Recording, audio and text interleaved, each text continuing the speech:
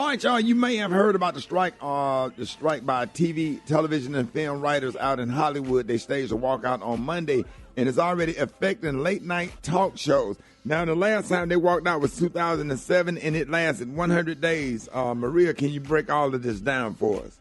Yeah, it's a pretty big deal, Ricky. Over 11,000 writers went on strike this past Monday. Why? Well, they are striking because they're seeing their wages cut and jobs being threatened by new technology like ChatGPT and other artificial intelligence. And we spoke about this earlier this week.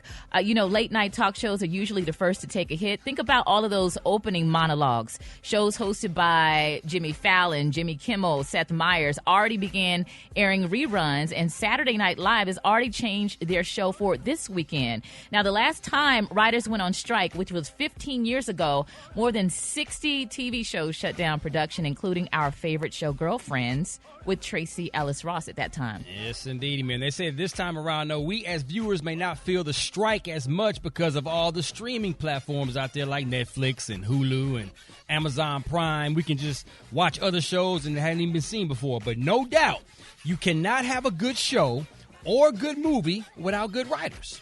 Absolutely. So can y'all think of some shows out there that was well written? I would have to say I'll just go with one. I have a lot of them, but my favorite, I just have to say Martin. Oh yeah. Martin. Oh yeah. Well written and funny as hell. Modern what about y'all? Family. I like Modern Family. The Office is very well written.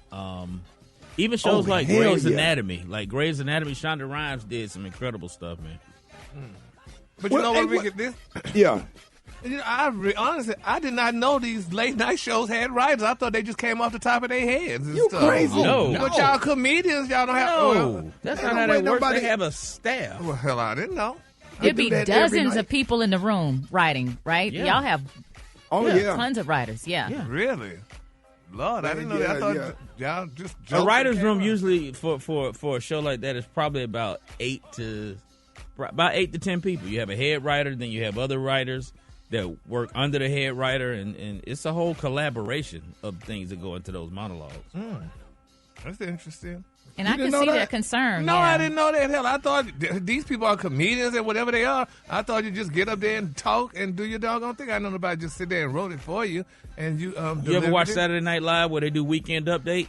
They're not just freestyling. Those are written. Well, that part I knew, jokes. but I mean that part I could assume it. But I was just talking about like Jimmy Kimmel and all these doggone late shows. I mean, I thought they just Look at their eyes. You can see them looking at a teleprompter most of the time. If you pay attention to their face and where their eyes are going. Yeah, I mean, Gary, y'all got writers on Dish Nation. I mean, y'all sitting up there, y'all go in there, you already got a script, and somebody sat back there and wrote that.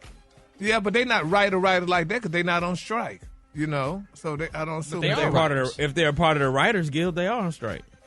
Well, they not because we still see them every day. Okay. I'm just telling you. Well, they're on the damn Writers Guild, they are. Where they not? He telling us. He got your ass told, didn't he? But He's trying to sound smart, hell. Okay, I know. They're not those type of writers. Well, as creatives, I can see how there's concern, especially with artificial intelligence. You got things like ChatGPT that can say, hey, look at how Rickey or Special K does their comedy. Take the script from their comedy show and write me something similar. There's artificial intelligence that can do that. And then you think about streaming platforms because that wasn't really part of the game. Like, writers need to be paid for when these shows are being streamed. Like with ChatGPT, because I actually tried it. With ChatGPT, you can literally, in your phone, you can write a monologue. I can say, hey, write a monologue for the Jimmy Kimmel show for Thursday night. That's 5 crazy. minutes. It'll And it'll literally start printing out the monologue. I can even tell it what topics to write the monologue about.